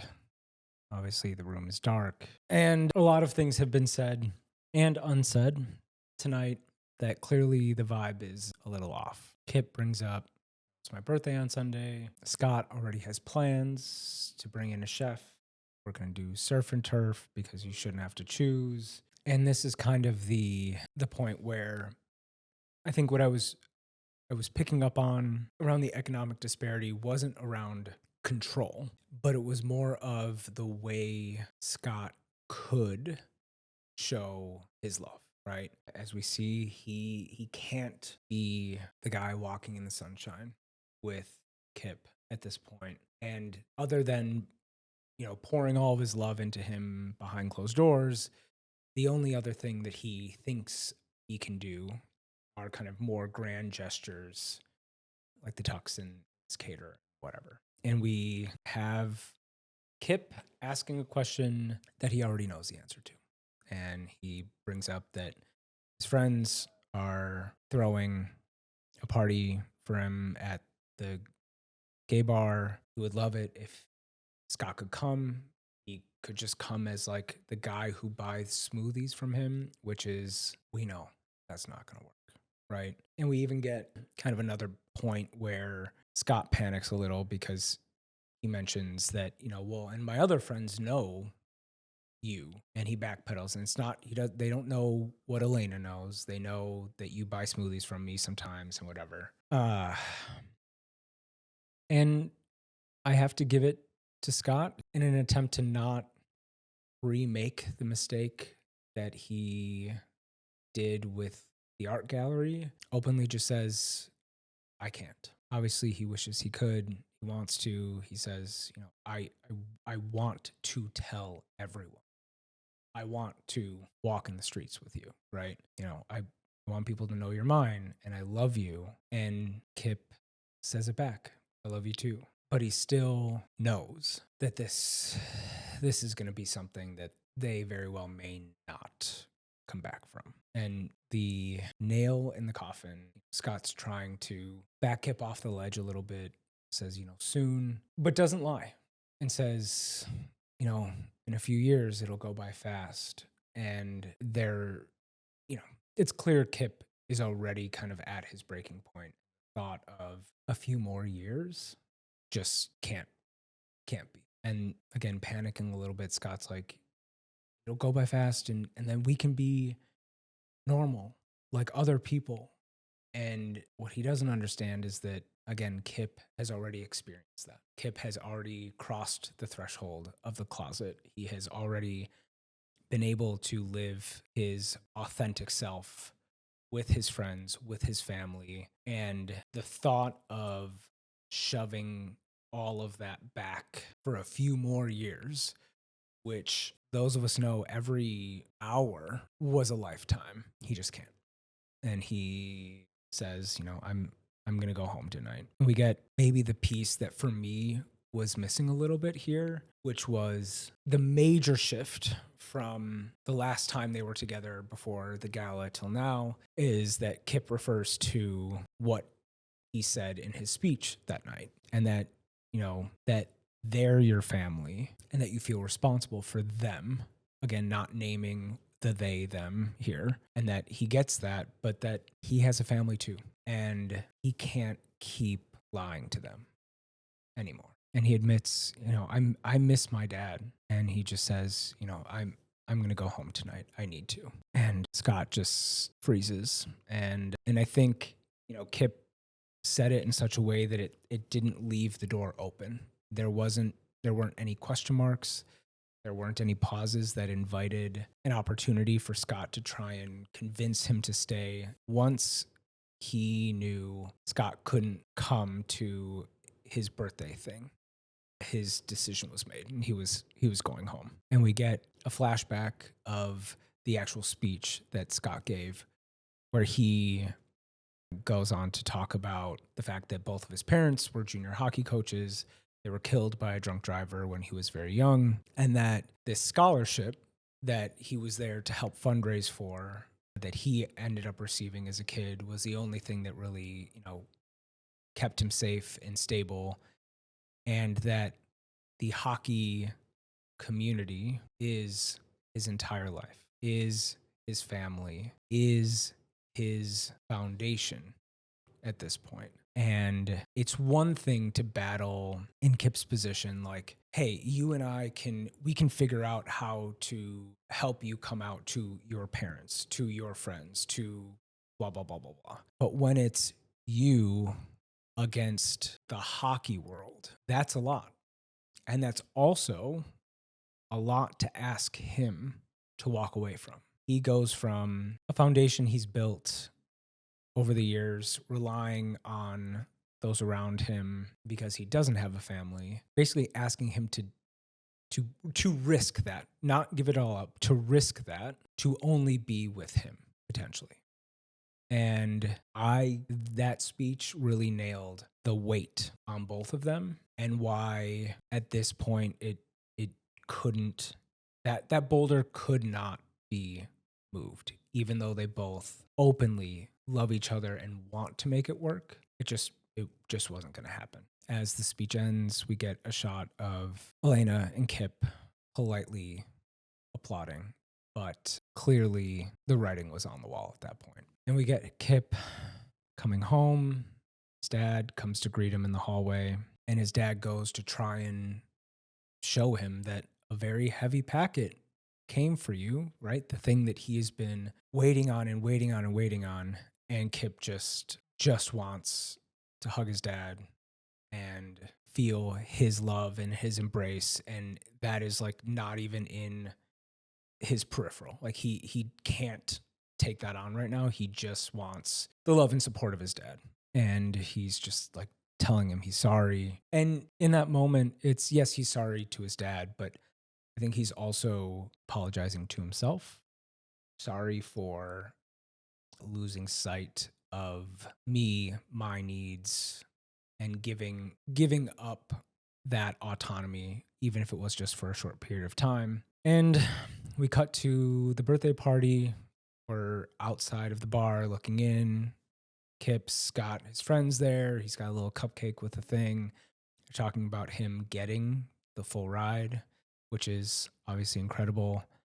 And we see Scott standing outside the window, wanting so desperately to be in there, but at this point in time, knowing he can't be. And to bring us all full circle back, we're back at the Olympics where we had started this whole episode, and we see Scott putting on the banana socks, still his lucky charm, still thinking about Kip, but seemingly respecting Kip's choice that this just can't be for him right now. So that is episode 3. Again, in contrast to 1 and 2, it was a much gentler ebb and flow. You still feel the heartbreak at the end, no question. But at least there's like a taste of, we haven't lashed out at one another. We haven't said things that potentially we can't come back from. We haven't done intentional damage to one another. We just aren't in a space to be together this way right now, even though they both want to. One of the biggest sort of takeaways was the value of scholarship to both Kip and Scott. Obviously, for Scott, it was the thing that like afforded him an education and going to hockey programs and X, Y, and Z after his parents had passed. And that built this whole life for him inside hockey and has, propelled him into the level of success that he's at, where he's, one of the OGs in the MLH, and he's the captain of the USA team at the Olympics and all of that, right? And that is so hugely foundational for him. And we also see how important the scholarship is to Kip.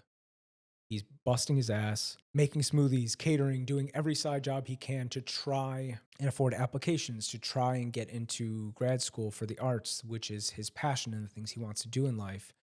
But that without that scholarship, he would have, in theory, no way or no reasonable way to pay for the actual education. And so for both of them, on obviously very different timelines, that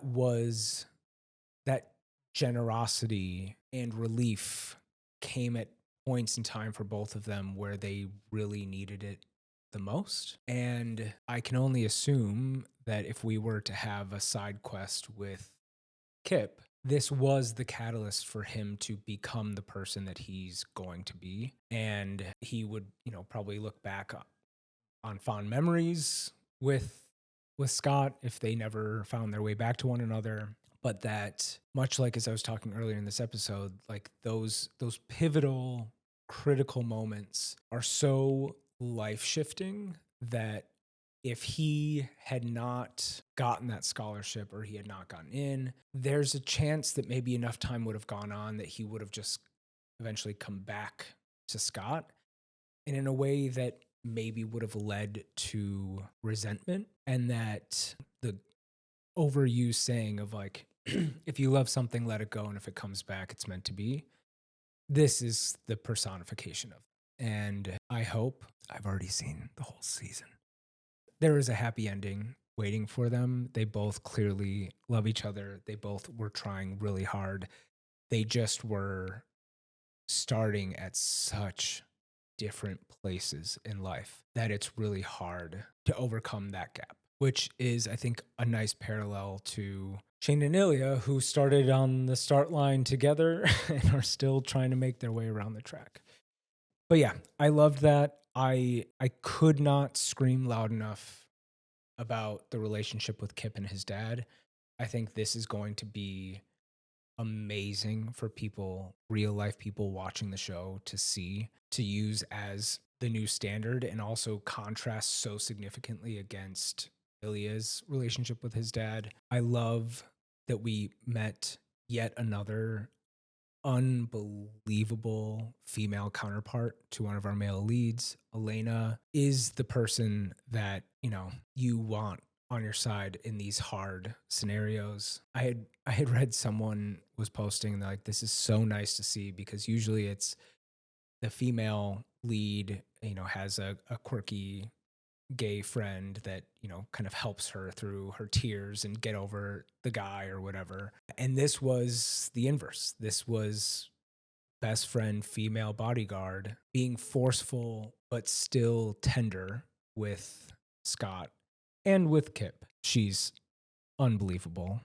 I think I heard that Jacob Tierney wrote this role for her. And if he did, I mean, success.